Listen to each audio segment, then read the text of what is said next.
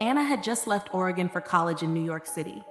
It was the first time she was truly on her own, and she was thrilled by the new adventure. Her parents had come along to help her settle into her new apartment, a quaint one-bedroom about 30 minutes from her college campus.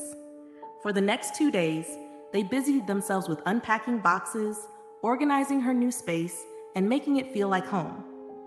On the last night before her parents left, they gathered in the living room, sipping tea and talking about what lay ahead. Just before they left, Anna's mother hugged her a little tighter than usual. She looked at Anna with a strange expression, a mixture of pride, sadness, and something else that Anna couldn't quite place. She hugged her mom again, brushing off the odd feeling.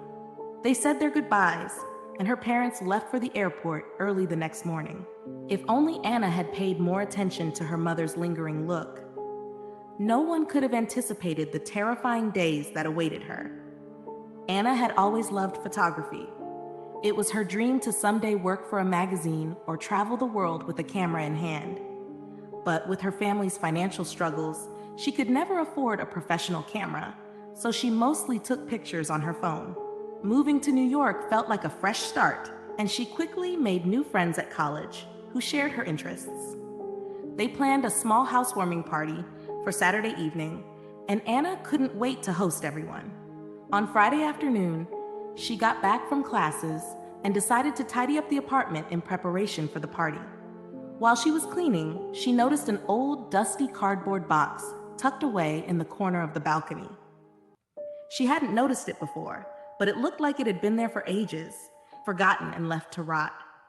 A strange, musty smell wafted from the box, but something about it felt oddly inviting. She felt an inexplicable urge to look inside. Opening the box, she found several decayed, moldy objects that seemed to have belonged to a previous tenant. Amid the mess was one item that immediately caught her attention: a vintage camera, nestled in the wreckage as though waiting for her. A shiver ran down her spine as she picked it up.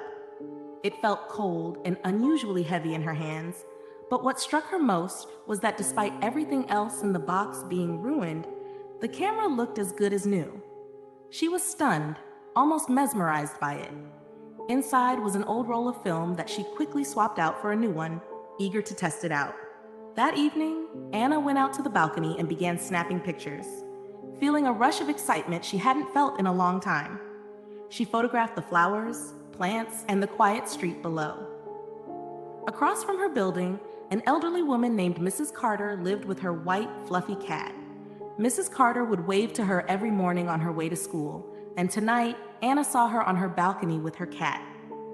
Smiling, Anna took a few photos of them, thinking it would be nice to print them as a surprise gift. The next morning, she picked up the developed photos from a nearby studio and couldn't wait to share them with Mrs. Carter. When she handed her the envelope, Mrs. Carter's face lit up, thanking her warmly for the thoughtful gesture.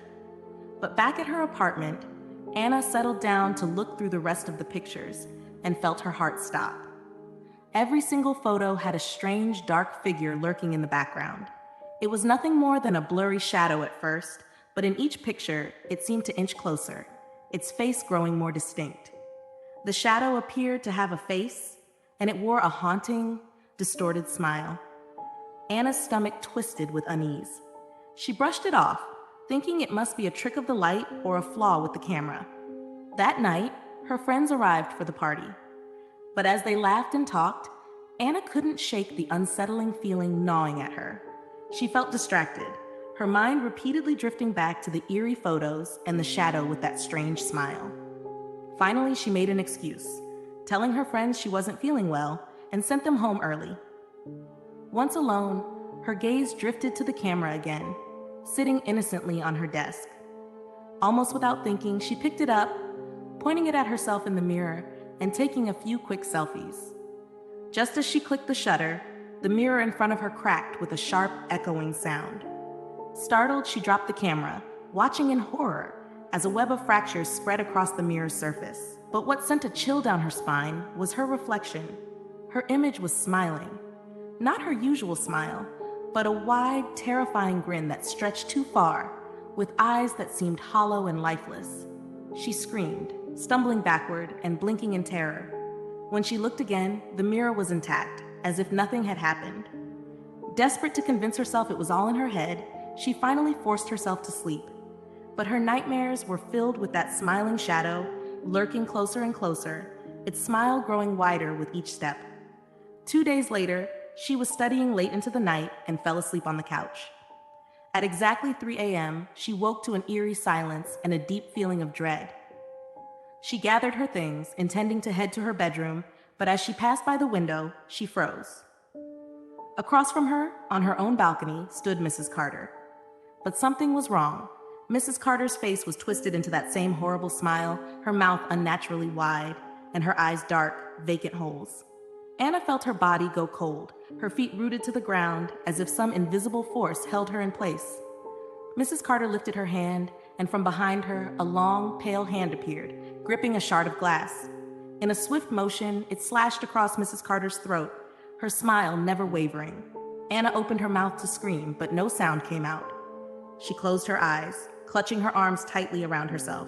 When she opened them again, she was lying in her bed, as if she'd imagined the whole thing. She wanted to believe it was all a nightmare, but when she sat up, Mrs. Carter's cat was there, sitting at the edge of her bed, staring at her with piercing, unblinking eyes.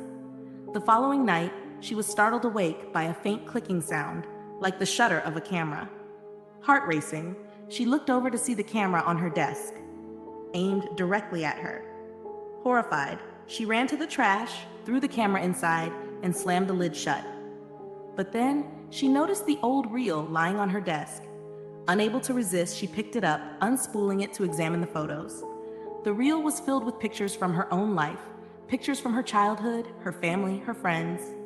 And in every single one, that grinning shadow was there, always lurking, always smiling. Her heart pounded as she reached the last picture. It was a photo of herself, taken only moments ago, standing in her apartment with a crowd of shadowy figures around her, all grinning with that same terrifying smile. Trembling, she heard the click of a camera from the trash. Slowly she turned, and there, standing right in front of her, was the shadow. It leaned in close, its cold breath whispering in her ear, "Smile." Anna was never seen at college again. Worried, her friends and the landlord went to check on her, but her apartment was empty. All that remained was the camera, abandoned on the floor. Several months later, her younger brother visited her apartment and found the camera. Out of curiosity, he took a picture of a tree outside. 3 days later, when he developed the photo, he saw Anna standing behind the tree, smiling.